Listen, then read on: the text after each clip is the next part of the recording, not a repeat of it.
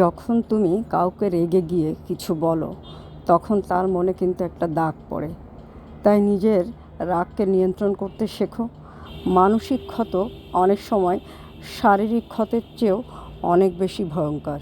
তো hello viewers, আসসালামু আলাইকুম। আমি নীলা আপনাদের সবাইকে ওয়েলকাম করছি নতুন আর একটা ব্লগ ভিডিওতে। আর আজকের ব্লগ ভিডিওটাতেও একই রকম কিছু কথা আপনাদের সাথে শেয়ার করব। ভালো লাগলে শেষ পর্যন্ত সাথে থাকবেন। তো যেটা বলছিলাম, মানে কথা দিয়ে যদি আঘাত করা হয় মানুষকে, বা রাগের মাথায় উল্টোপাল্টা কথা বলা হয়, মানুষের মনে যে দাগটা পড়ে, রাগ থেমে গেলেও কিন্তু বা রাগ কমে গেলেও কিন্তু সেই ক্ষতটা সহজে সারতে চায় না। তো সেরকমই একটা ছোট্ট গল্প আপনাদের সাথে শেয়ার করব। গল্পটা শেষ পর্যন্ত শুনবেন, আশা করি ভালো লাগবে। তো একটা ছেলে ছিল প্রচণ্ড রাগী।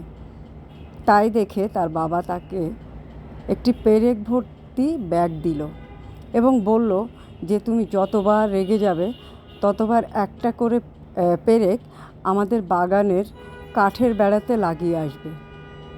প্রথম দিনেই ছেলেটিকে বাগানে গিয়ে 37টি পেরেক পুঁততে হলো। পরের কয়েকটি সপ্তাহে ছেলেটি তার রাগটাকে কিছুটা নিয়ন্ত্রণে আনতে পারে এবং প্রতিদিন কাঠে নতুন নতুন পেরেকের সংখ্যা ধীরে ধীরে কমতে থাকে। সে বুঝতে পারল হাতুড়ি দিয়ে কাঠ বেড়ায় পেরেক বসানোর চেয়ে তার রাগকে নিয়ন্ত্রণ করা অনেক বেশি সহজ। শেষ পর্যন্ত সেই দিনটি এলো যেদিন তাকে একটি পেরেকও মারতে হলো না। সে তার বাবাকে এই কথাটা জানালো। তার বাবা তাকে বলল, এখন তুমি সেসব দিনে তোমার রাগকে পুরোপুরি নিয়ন্ত্রণ করতে পারবে। সেসব দিনে একটি করে পেরেক খুলে ওকে বেড়া থেকে নিয়ে আসবে।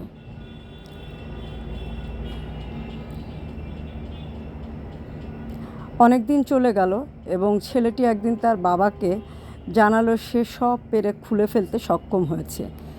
তার বাবা এবার তাকে বাগানে নিয়ে গেল, কাঠের বেড়াটি দেখিয়ে বলল, তুমি খুব ভালোভাবে তোমার কাজটা সম্পন্ন করেছো। এখন তুমি তোমার রাগকে নিয়ন্ত্রণ করতে পারো।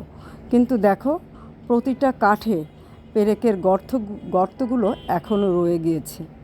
কাঠের বেড়াটি কখনো আগের অবস্থায় ফিরে যাবে না। তাই যখন তুমি কাউকে রেগে গিয়ে কিছু বলবে তখন তার মনে ঠিক এমন একটা আঁচড় পড়ে যাবে। তাই নিজের রাগকে নিয়ন্ত্রণ করতে শেখো। মানসিক ক্ষত অনেক সময় শারীরিক ক্ষতের চেয়েও বেশি ভয়ঙ্কর।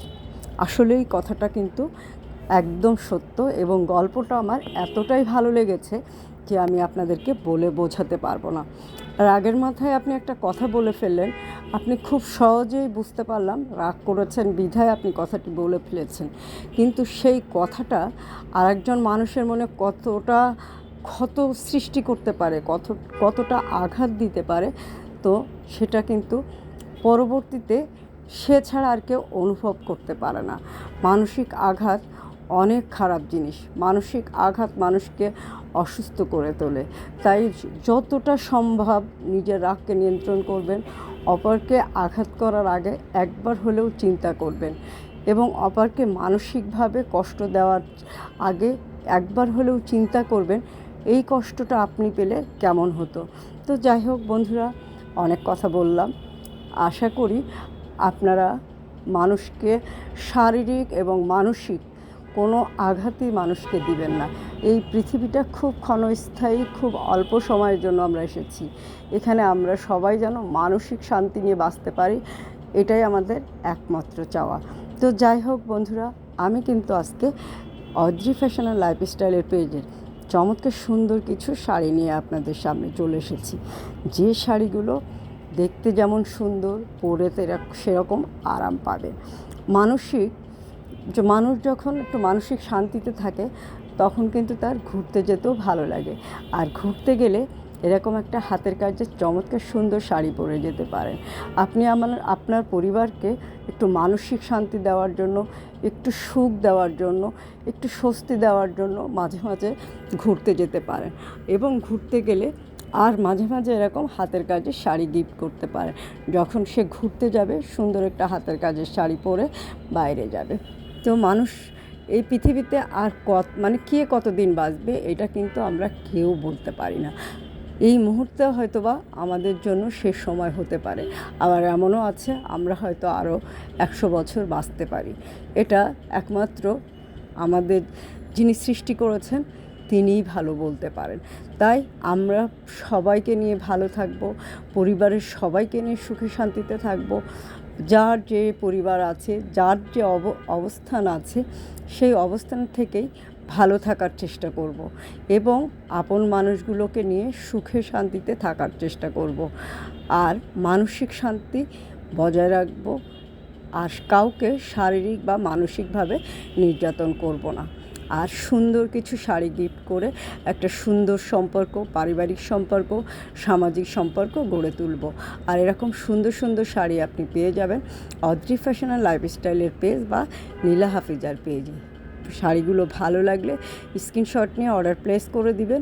অদ্রি ফ্যাশন অ্যান্ড লাইফস্টাইলের পেজটা ঘুরে দেখবেন, আপনি এখানে অর্ডার প্রসেস সিস্টেমটা পেয়ে যাবেন এবং সুন্দর সুন্দর কিছু শাড়ির কালেকশন দেখতে পাবেন। আর হাতের কাজের শাড়ি মানেই কিন্তু একটু ভিন্নতা, একটু ভিন্ন রকম ভালোবাসা। তো বুঝতেই পারছেন, অনেক সুন্দর সুন্দর কালেকশন, অনেক সুন্দর সুন্দর কালার কম্বিনেশন এবং ম্যাক্সিমাম শাড়ি কিন্তু কটনের উপর, যার কারণে সবসময় কিন্তু এগুলো আরামদায়ক। কি সুন্দর সুন্দর কালার কম্বিনেশন, তাই না? এরকম একটা সুন্দর শাড়ি যদি আপনার প্রিয়জনকে গিফট করেন, দামটাও কিন্তু একেবারেই হাতের নাগালে, খুব বেশি দাম না, একদমই কম দামের ভিতরে সুন্দর এই শাড়িগুলো পেয়ে যাবে।